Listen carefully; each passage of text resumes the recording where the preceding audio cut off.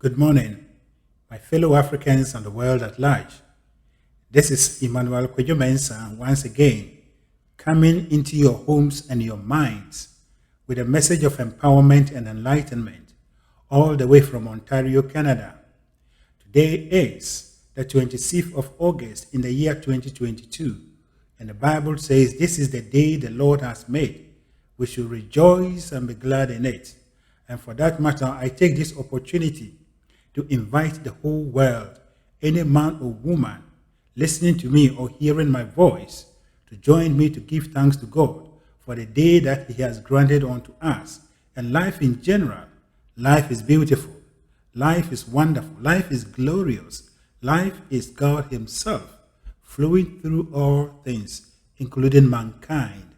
Today, I am going to speak to you on the topic, self-discipline, the key to success and world domination. I repeat, self-discipline, the key to success and world domination. Today's topic is taken from the text I shared on our platform. And to those that are not on our platform but on my distribution list yesterday, written by James Allen. Actually, the text is an extract from his book entitled Above Life's Turmoil. And in this book, chapter 15 is what we are discussing today, or is what I shared yesterday with the world on our Facebook page, on our website, and our platform, and to the world, any man or woman that I have his or her contact on my phone. And so today we're going to look at self-discipline. And before I go on, I would like to make this statement. Most at times, or normally, whenever a new information is being shared to our fellow Africans, one of the key statements that normally comes is that why are you bothering us with this white man's ideas? But today, I want to announce to you that whatever I'm sharing with you, or whatever I have shared, or whatever written and given by James Allen, is a universal truth that is applicable to all men and women, regardless of your race, or whatever you call yourself. As a matter of fact, there are universal truths, and universal truths are applicable to all men. Just as there is one thing called air, and that air is a body of air that is available or is applicable to all men. We breathe into this body that called air, and that is life. And so today, we are going to look at this from the universal truth perspective.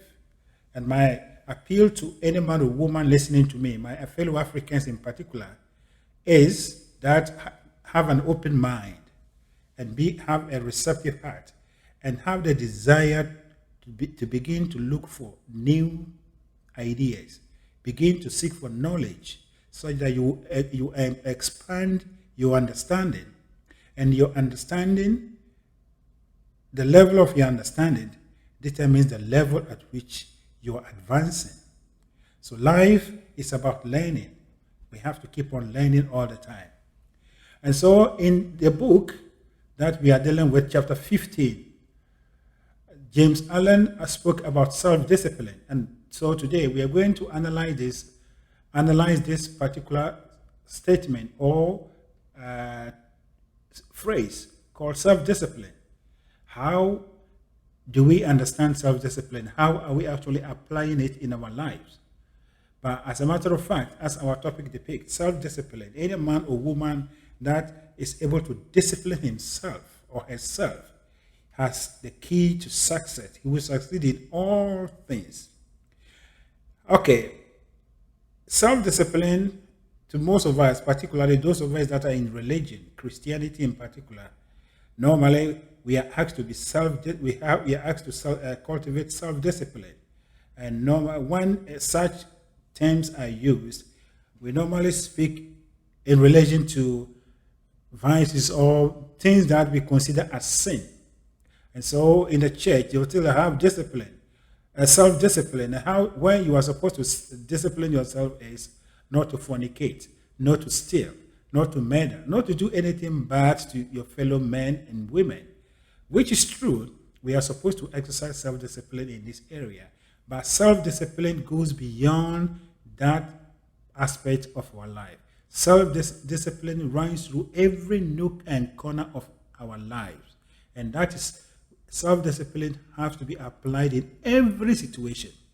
And so today we are going to look at self-discipline from a broader perspective, and we're going to place it on our life challenges. A human being is on this earth and is passing through difficulties and challenges as part of his evolutionary process. And therefore, the only thing that a man or woman can use to go through this process and come out successfully and to evolve to another level is self-discipline. Self-discipline. And so when we talk of self-discipline has to do with your ability to control your mind and embrace any difficulty, any challenge, life situations in such a way that you will not fret, you will not be afraid, you will not worry, you will not deteriorate into any negative condition or situation, but you rather rise above the situation and seek to understand the situation and analyze the situation and eventually coming out with a solution to overcome the situation. And so self-discipline is about how we approach life situations in every aspect of our lives, particularly what we call our dreams and goals, what we want to achieve. Every human being on this earth has a goal, has a dream, but mostly we look at these dreams and we say, no, this is too difficult. There are a lot of situations that I cannot exist. For me, I don't have this faith. For me, I don't have this strength.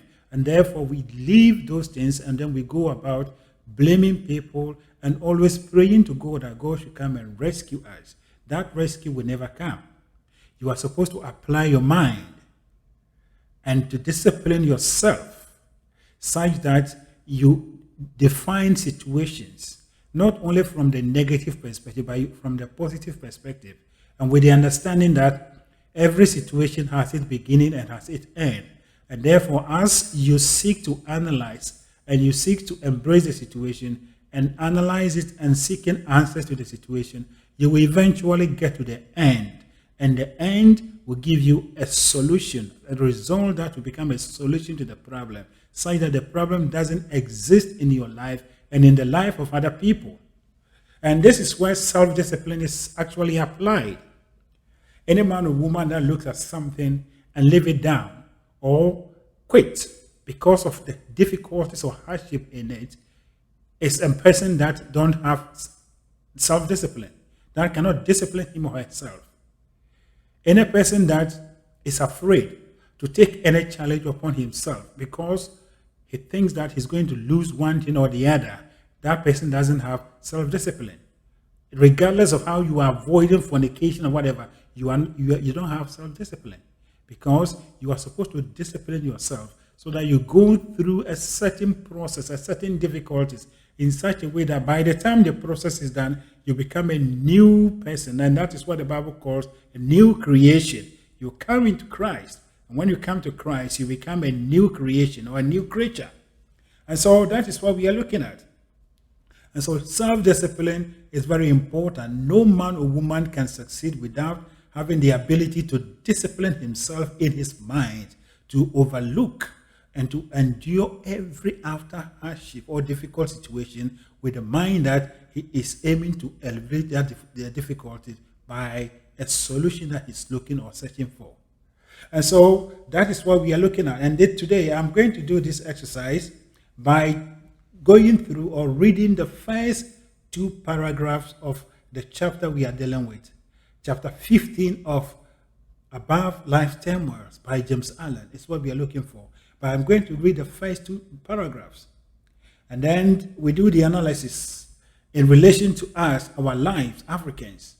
Do we have self-discipline? Do we discipline ourselves or not? That is it. But before I go on, let me also make this statement. Self-discipline has to do with your mental state. It has to do with your mind. You don't discipline yourself by your body. As a matter of fact, your body is the servant of your mind. And therefore, whatever thing that your body will do for you, it is doing it because you are using your mind to instruct the body. The mind thinks. Then the brain, which is the receiver of what the mind is thinking, takes it and then give instruction to the part of your body to do it. And so self-discipline is more or less disciplining your mind, taking control of your mind, having proper management of your mental state. That is what we are talking about. So according to James Allen, paragraph 1 and 2 of his book, Above Lifetime World, chapter 15, a man does not live until he begins to discipline himself. He merely exists. Like an animal, he gratifies his desires and pursues his inclination just where they may lead him. He is happy as a beast is happy because he is not conscious of what he is depriving himself. He suffers as the beast suffers because he does not know the way out of suffering. He does not intelligently reflect upon life and lives in a series of sensations, longings, and confused memories which are unrelated to any central idea or principle. A man whose inner life is so ungoverned and chaotic must necessarily manifest this confusion in the visible conditions of his outer life in the world. And though for a time, running with the stream of his desires, he may draw to himself a more or less large share of the outer necessities and comforts of life, he never achieves any real success, nor accomplishes any real good, and sooner or later, worldly failure and disaster are inevitable as the direct result of the inward failure to properly adjust and regulate those mental forces which makes the outer life. Paragraph 2. Before a man accomplish anything of an enduring nature in the world, he must first of all acquire some measure of success in the management of his mind, his own mind. This is mathematical a truism, as that 2 and 2 are 4. For out of the heart are the issues of life. If a man cannot govern the forces within himself, he cannot hold a firm hand upon the outer activities which forms his visible life. On the other hand, as a man succeeds in governing himself, he rises to higher and higher levels of power and usefulness and success in the world. James Allen. So these are the paragraphs we are looking at. And we are looking at it in relation to us Africans. And as I started, I am not here to disgrace anyone. I am an African. We are all Africans. But it is out of determination for us to be able to call upon one another, for us to begin to look at our issues from a different perspective. And that is the calling God has given unto me. And so the analysis I'm doing is not anything to disgrace our race or any of us, but it is a way of rekindling or a way of awakening one another, such that we will look at things from the right perspective in light of the truth. And so the first line speaks a lot. And as he stated, that a man does not live until he begins to discipline himself. He merely exists. Like an animal, he gratifies his desires and pursues his inclination just where they may lead him. And so if you look at this, we just have to look at ourselves. And you will see that whatever this statement or whatever these words are, carrying a clear picture of our situation as Africans. Do we actually discipline ourselves in times of our difficulties and challenges? Do we? That is the question. And the answer is no. There is a difference between reacting to situations or conditions and responding to a situation and condition. There is a difference between these two statements. To react to a particular situation is to act spontaneously without thinking. Something happened and you react to it. You haven't thought of it. So your reaction could be wrong or right. And mostly it is wrong. Because it is after you've reacted and then you come back to your senses and you say, oh, I actually reacted wrongly. I didn't think that way.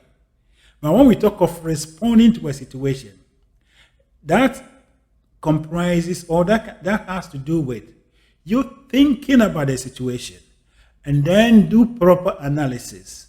Then you take a line of action which you think that will benefit you and even the one that is offending you, or the one who is actually who is the cause of that situation. And in that case, you are not only to justify, you are not only to protect yourself, but you are only looking at the way to eliminate the situation once and for all so that it doesn't happen again, or in a way that you will not actually find yourself in another situation, even though you are the one that has been offended. And so people who react to things are just like animals. The lower animals, they do not have intellect to think, to do proper analysis. And therefore, whenever something happens to them, they react. And so when you hit a goat that wants to take your food, you hit it, it reacts and it runs back. And then within a couple of minutes, it comes back again. It's coming to take it. It won't think, it has not thought of the beating that you have actually inflicted upon it. But it only reacted to it. And then after that the pain is gone, it is coming back again. But you as a human being, as soon as you get a beating, then you begin to think that, no, if I don't do that, if I do this again, I will lose my life. Therefore, you take a different course of action. Then it means you are responding to the situation. And so reacting to situations is more or less behaving just like animals. And so when James Allen says that like an animal, he gratifies his desires and pursues his inclination just where they may lead him, it is indeed true. Let us put ourselves in this situation. Going back to our forefathers in their own calculations, in the way they organize their lives, they were victims of circumstances, situations. They never thought of situations. So whenever something happens, they go to the gods. They go to whatever they call their gods or whatever their shrine. Then they seek advice from these oracles and whatever. And that is what they will use as their solution to the problem. So they were victims. They were just like animals, the lower animals who do not think to use their mind to solve their own situations, but looking for a solution from higher beings called human beings. And so when a goat falls into a well, it is human beings that have to come and rescue it. When a goat is trapped into any enclosure, it is human beings that have to come and rescue it. And in the same way, in the days of our forefathers, any situation that happens, just like the animals, it is the gods that have to come and rescue them. So the African mind was never used. And that is what we call lack of self-discipline. They lack self-discipline to bring their minds or themselves to this point that this thing that is happening, it requires that we analyze it. So let us go through the pain. Let us endure and begin to try to understand why this situation is happening to us. They never did that. The African never did that. This is our line of operation. And that is that is what has been handed over to us. And so we react to situation, but we do not respond to it. there is no control of the mind. So long as the pain, so long as the hardship is there, just like the animal, that even the one that is coming to rescue it, that person may even take it and go and kill it as food. The animal embraces it. And that is how we do. Even when something happens and there is difficulty in solution, a situation that we need to use our mind to solve the problem, we look for solution from somewhere, regardless of how painful the effects of the solution may be. And so we are only following our inclination. We pursue some pleasures. The economy is not working. This is not doing that. The African don't have the principle, the concept of putting himself in a situation that I am going to think, control myself. I am the president of this country. I am going to downgrade my life. I am going to downgrade the life of all my government officials. I am going to downgrade of the life of everyone in the country, such that we will suffer now. Embrace this challenge and use our minds to get a solution that we will call this is our solution. That is not what we are doing. And so it is our pleasures that we are actually following. And that is why we are entangled with death. We are entangled with all the situations. But a man that uses his mind, a man that has self-discipline, that disciplines his mind, he looks at things from the right perspective. The right perspective is the solution perspective, that I have the brain, I have the mind, and therefore, after conditions may be harsh now, but I am going to dwell in my mental state and make sure that I receive an answer, I receive a solution to this particular problem, and kill it once for all, or once and for all. That is how it's supposed to be. But the African don't have it. So we are following our inclination. And that is why, look around, everything is showing that. He is happy as the beast is happy, because he is not conscious of what he is depriving himself. And this statement is completely a direct description of the African situation. The African is happy because just like the way a beast or animal is happy. When we go for these loans, we go for this and that, these foreign donors, they come and they give us the money. Then we use the money for merrymaking. We use it as to buy cars. We use it to do all these kind of things. We are happy without even considering that these things that are being given to us, they have implications. They have effects on our lives. And therefore we become happy. Let us rejoice. And then we do all these things and that and that and that. The politicians are using all this to brag that they have done this, they have done it, they have done this. Everyone in the country is rejoicing. And then within a couple of days, within a couple of years, we are back to square one. And that is when the effect, what these loans and other things entails, comes back to bite us.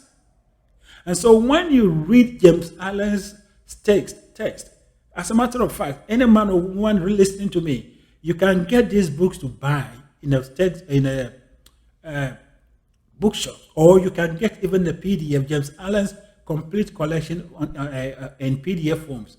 And even if you text me, if you send a message to me, I'll be able to send you copies of this. James Allen's ways is what Africa we need.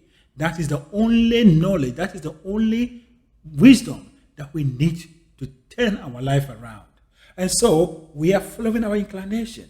And then when we get something to suit, to satisfy this inclination and desires, we are happy. Just as when you give a goat or a sheep or any animal something that is delicious, it eats and then jumps and it's happy.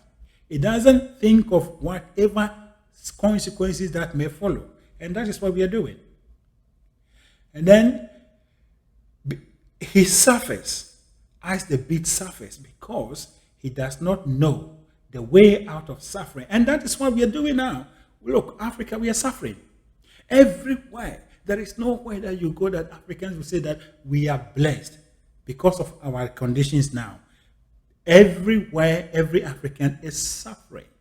We are suffering because we do not know how to get ourselves out of the suffering, just like the animals. An animal that has followed someone and it is trapped, it's being trapped. That is being confined, waiting for it to be slaughtered for food, doesn't know how to rescue itself. And that is what is happening in our lives.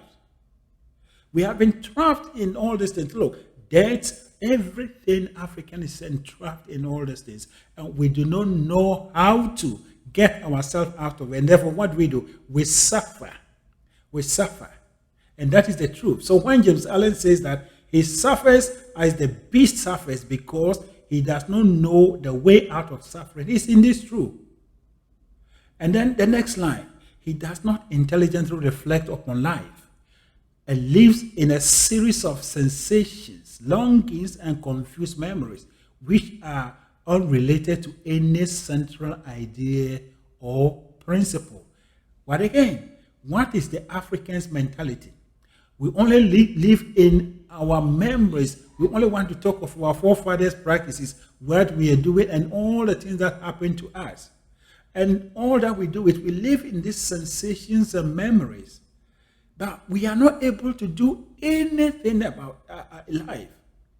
We are not able to do anything in life. All the things that we are doing, all the accusations that we are labeling at people, the descendants of those who came and colonized us, those who are engaged in slavery, those who engage in apartheid, those things doesn't mirror any universal principle. It mirrors universal principle only when we look at it that these things came to us to teach us some lessons. What are the lessons are we taking from it? Then that we become intelligent people that we are using our minds. But what do, we are reacting, and today we are chasing people there. Tomorrow we are insulting people. Tomorrow we are asking for reparation. Tomorrow we are asking for this. No, the black man, the African, is here to come to the realization that a man must control his mind. And the way you control your mind is, in times of difficulties, you must use your mind to liberate yourself. If you're not able to use your mind to liberate yourself, then you are like a beast that is waiting for human beings to come and liberate him or to liberate it. That is the truth. So that is the truth. So every accusation, everything that, all the things that we are actually mentioning that is as a result of our downfall and whatever, it doesn't mirror any universal principle.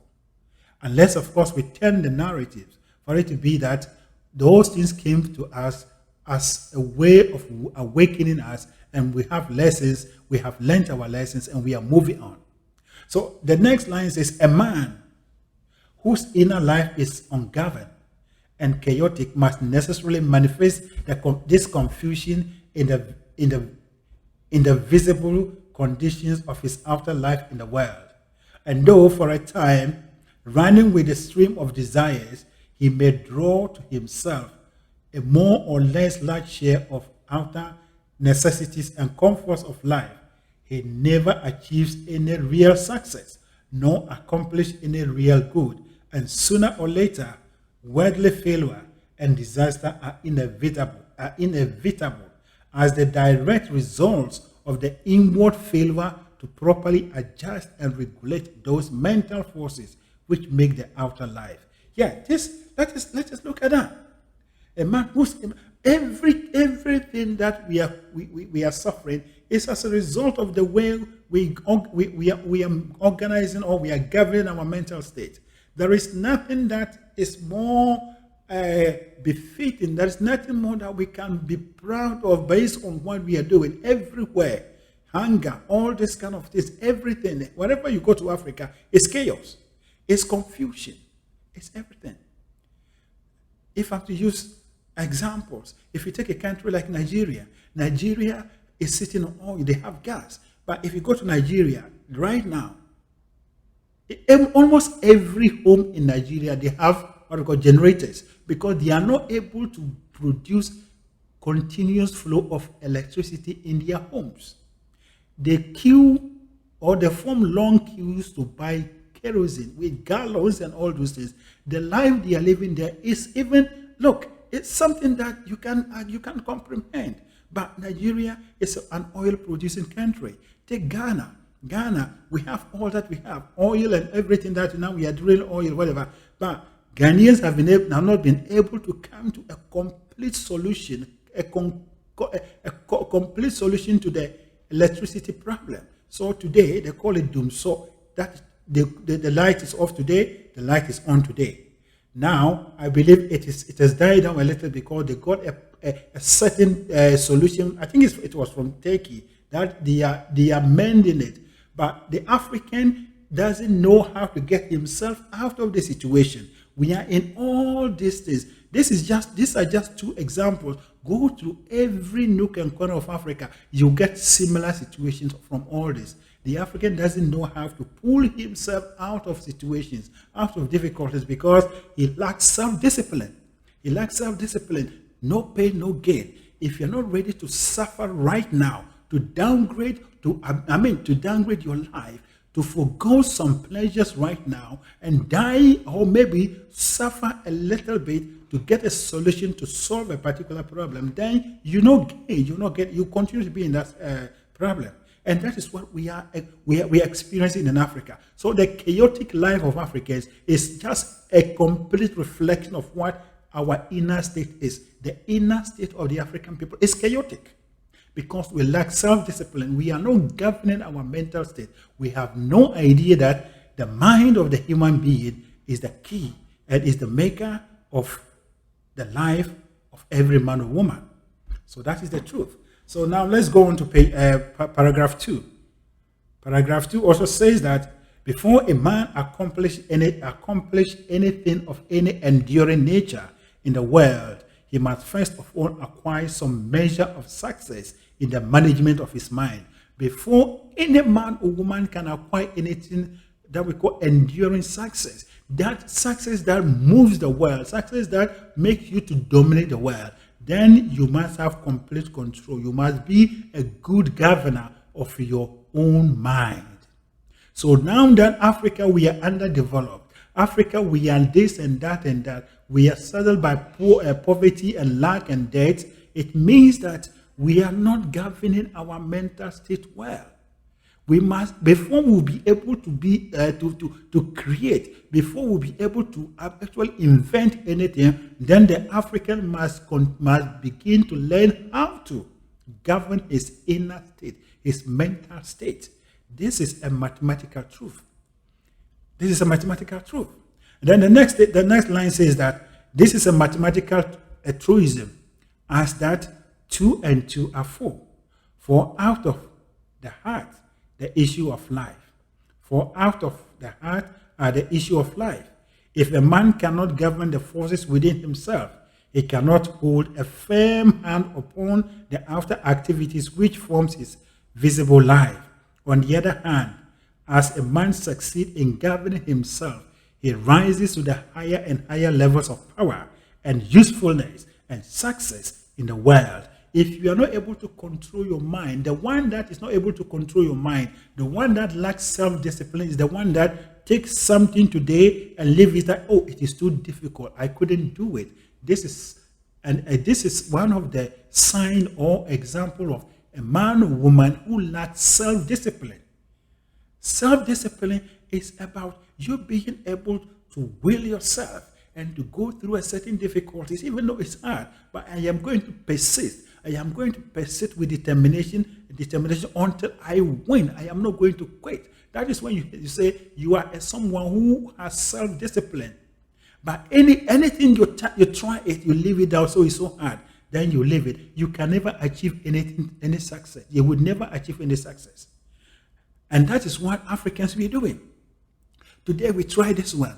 Oh, we tried it didn't work. You leave it. We tried this one. Oh, we tried it, we failed. So let us try another one. So we hop from one end to the other. These are the people that are like the animals that hop from one there. We tried this one. There is no food here. Let us go and try the other one. That is what the animal does. They are roaming. They are roaming about looking for food, already made food, because they don't have the intellect to prepare the food for themselves. But you as a human being, you have everything. You have a mind. And therefore, you don't have to roam from one end to the other looking for a solution to your problem. You only have to calm yourself down and discipline yourself. At this time, it is very hard. It is not done well. But let us all of us put our minds together. Let us endure. Let us suffer right now and to create a better life for ourselves and our future generation. That is how men and women have created their own wealth and their own success that their children are inheriting. What has the African done? We do not have this concept. And so self-discipline, the only thing that has let African down is self-discipline, the ability to control our mental states. And we do not even have that concept. As I stated, when you go out right now and ask Africans, most Africans, I will not say all Africans, majority of Africans about positivity and negativity, everyone will tell you that he's a positive person. But as a matter of fact, if you look at a person's attitude, you look at the person's way of life, the way the person talks, the way the person organizes himself, he's the number one negative person. And so we do not actually understand the concept. Your mind is a creative medium. This statement is something that is foreign to the African. We don't even understand the difference between our mind and our brains. All these things, we do not have this concept. Our forefathers never ventured to analyze and to understand that. So we cannot move on without actually analyzing this and going back to correct some of the errors that happened in the old. And that is why some of us have laid our lives down, that we are bringing this message to you.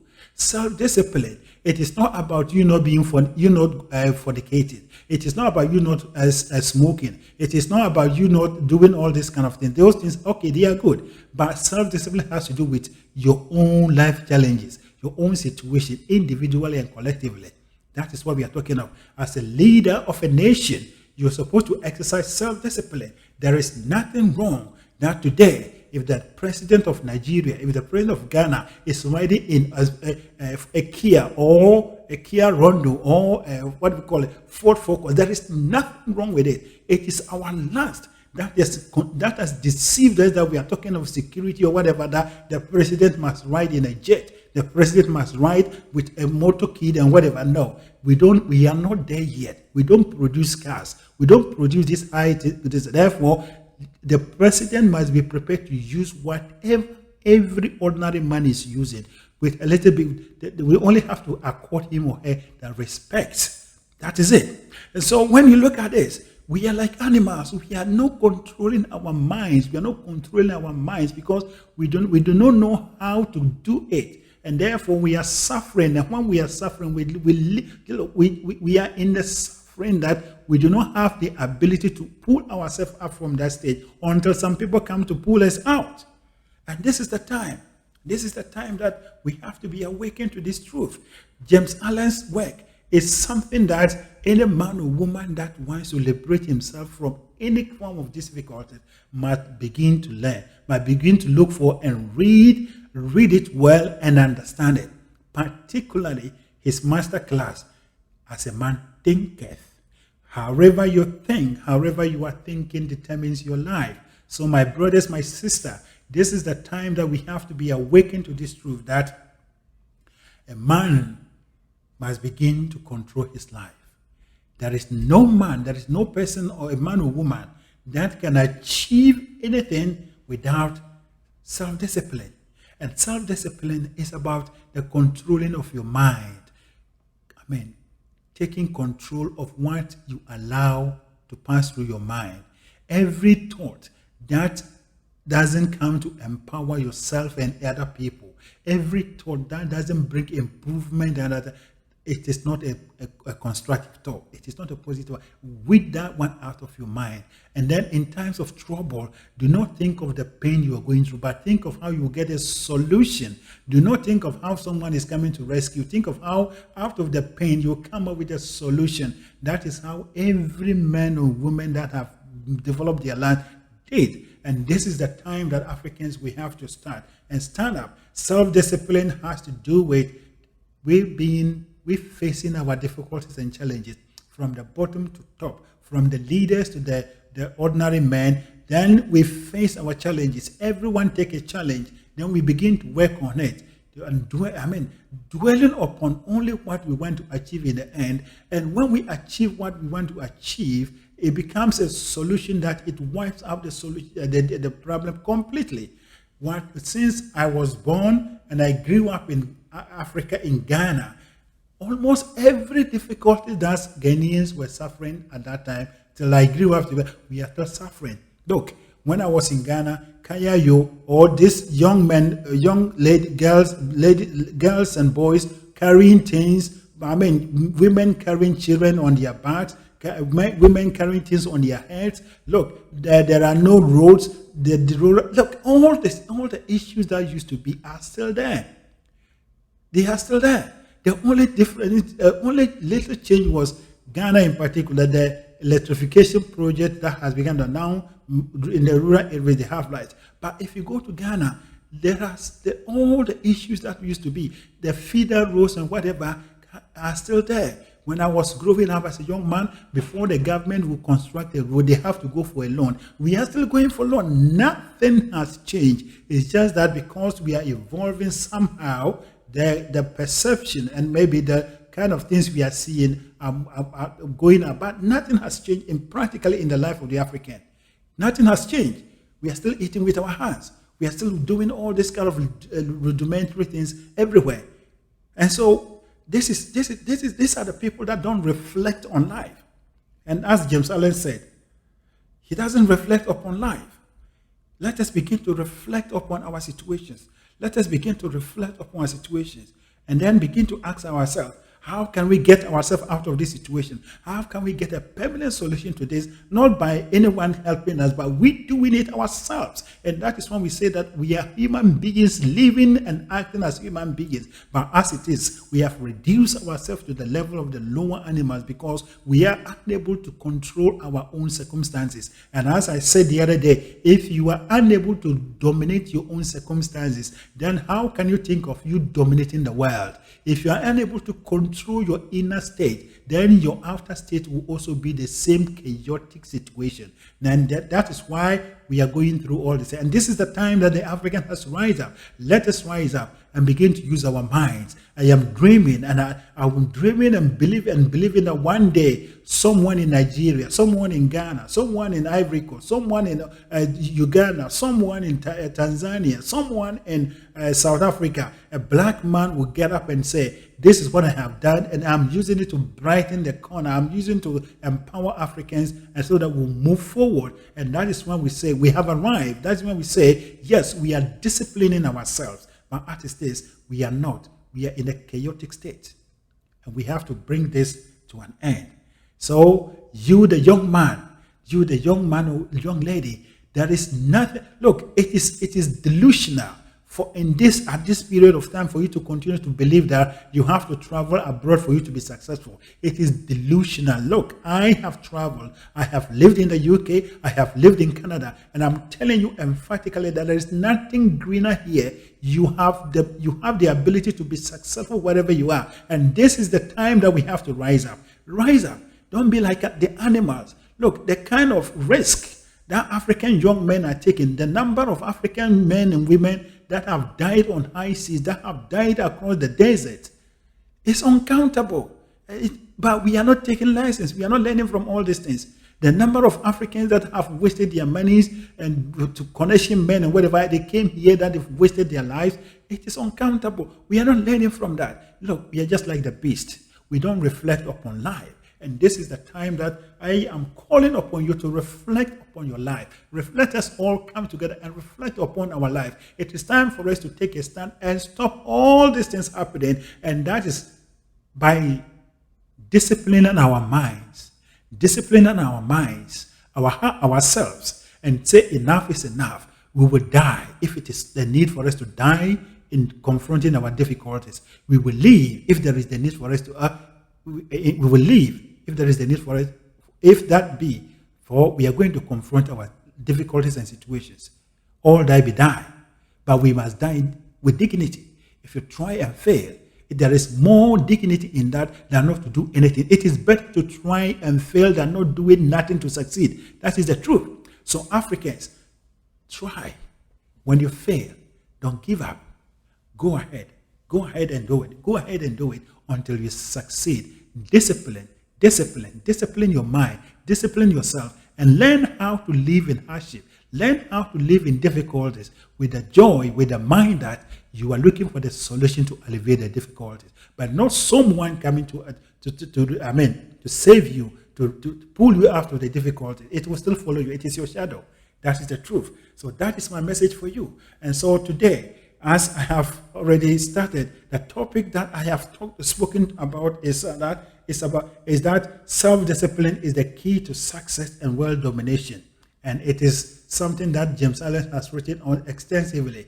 Therefore, if you need a book, if you need any assistance to get a book in terms of a soft copy, please contact me and I'll be more than happy and ready to assist you. We are ready to move ourselves and to move our continent to another level that we will stand up and confront our difficulties and overcome them and turn our continent into a citadel of ideas, a continent that is enlightened, a continent that is developed by Africans, and inviting all men and women from all parts of the world to come and enjoy what we have done. That is my message for you.